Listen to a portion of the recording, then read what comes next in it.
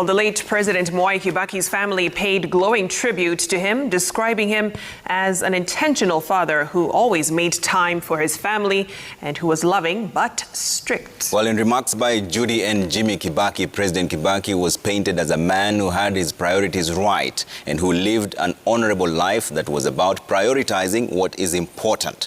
Seth Olale was present in Othaya to witness the last church service for the departed former head of state. During the state funeral service, the family took center stage, reading of the late Kibaki's eulogy, done by Laikipia Governor Nderitu and Kibaki's grandson. Mwai Kibaki's career as a lecturer lasted between 1958 and 1961, after which he resigned to become the first executive officer of Kenya's independence party, the Kenya African National Union, KANU. When Kibaki lost the presidential election in 1992, coming third after the late President Daniel Arap Moi and Kenneth Matiba, he found himself in unfamiliar territory, the opposition. Kibaki's eldest child, Judy, later on leading the family in sharing fond memories of her father, setting her role in Kibaki's political career. I can honestly say that Dad's political victories were hard-won battles. I was in the thick of his 4 presidential campaigns. They were not easy, but my siblings and I came to know many people and we made many friends. These were true lessons on resilience. Dad's public life was his. He did not drag me into his public rallies and harambes. It was voluntary. Dad was a Democrat even in his own home. His son, Jimmy Kibaki, giving insights into how he related with his father, talking of a loving yet strict man. Going back up to the top of the report where your name is, because I think he was wondering, this must be a mistake. This cannot be my son. Then he asked my mother, these grades, which I'll not repeat here, please, I need to keep some dignity. He said, this is out of what? Is it out of 50 or is it out of what? My mother said, this is percent. So Mzee gave me one of those looks, which I'm sure, Your Excellency, you've come across those looks when he's very angry, because he doesn't shout, but he gives you one of those piercing looks.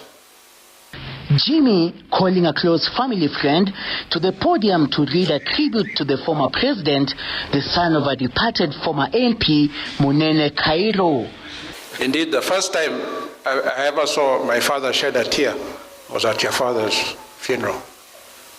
David, in honor of that friendship, David had requested me if he could read a tribute.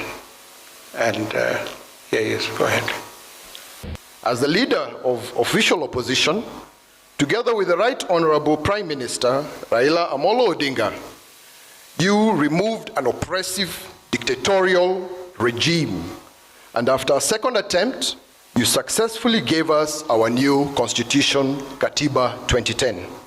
Ambassador Solomon Karanja told of close ties with the former president in his youth, telling attendees of Kibaki's focus even in youth.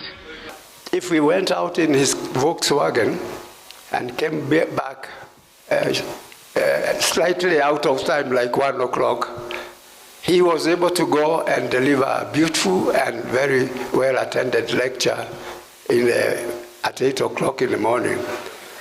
Of course, at 8 o'clock in the morning, after that escape, or after that visitation to Kamulus, I would still be fast asleep. So I asked him his secret, and he told me that the secret was not to go to bed when you have come back late from from wherever it was, but to do so after you have done your job. So he used to go to the university lecture rooms, deliver a beautiful lecture, and then when he comes back, apparently that's when he went to sleep. No. Family members grateful for the support they had been accorded during this time of loss.